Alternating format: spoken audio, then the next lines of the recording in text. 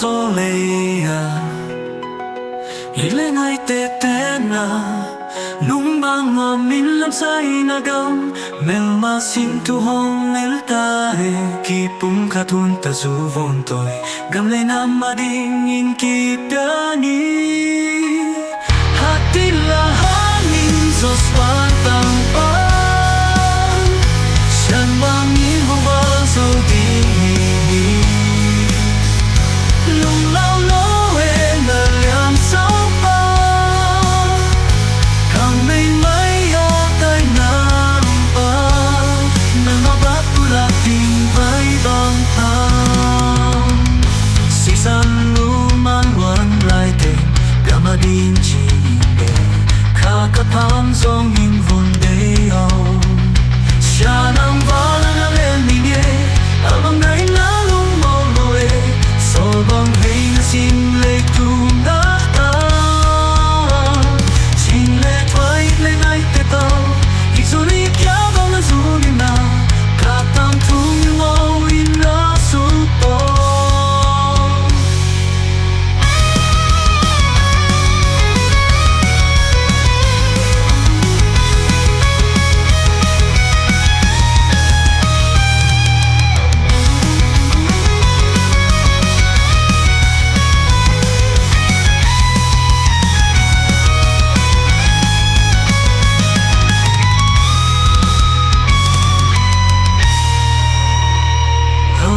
Pupasat sa soleya Ilengay tetena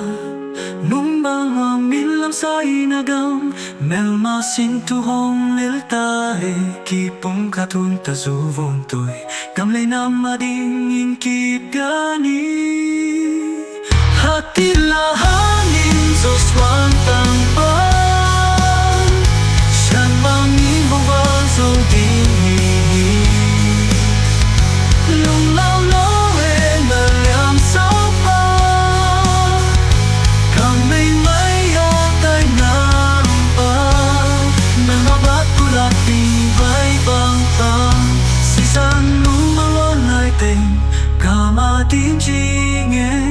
Kakapam song in vondeo Siya nang vana na leninge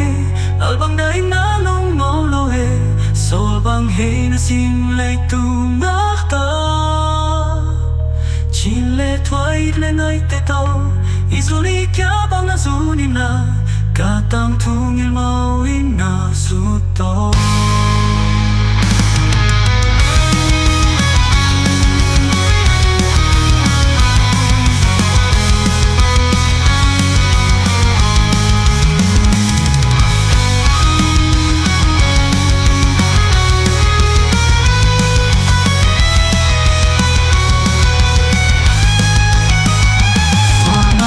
Pasat sa soleya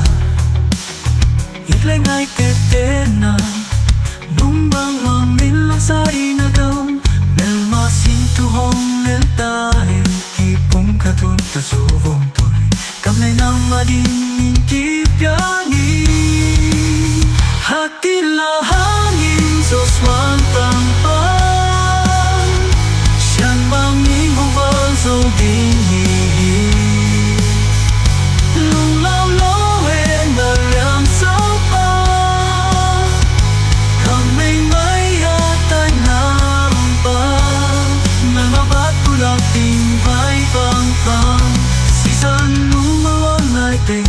Kamatin chinge Kakapam song in vondeo Siya nang vana na leninge Albang na'y nanong moloe Solbang hay na simlay tunga Chile twait lengay tito Isolay kabang na sunila Katang tungil mawin na suto